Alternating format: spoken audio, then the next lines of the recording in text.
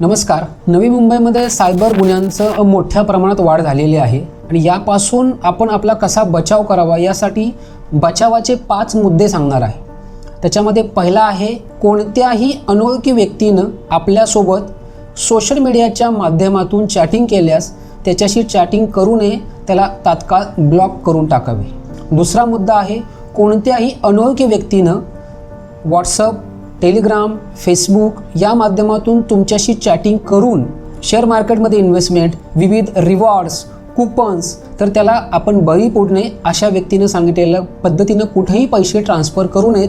तिसरा मुद्दा आहे, व्हॉट्सअप किंवा टेलिग्राम किंवा ईमेलच्या माध्यमातून आपल्याला जर .apk फाईल्स आपल्या मोबाईलमध्ये किंवा कम्प्युटरमध्ये आली तर ती .apk फाईल्स ही अजिबात डाउनलोड करू नये.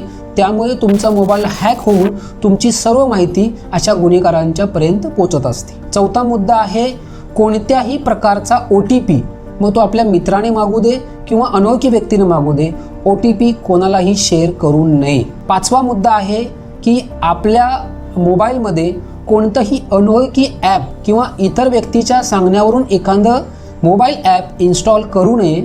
त्याच्यामुळे आपला मोबाईल हॅक होऊ शकतो. या 5 गोष्टी जर आपण पाळल्या किंवा त्याचं पालन केलं तर आपण नक्कीच सायबर सेफ राहू, याबद्दल मी खात्री देतो. थँक्यू.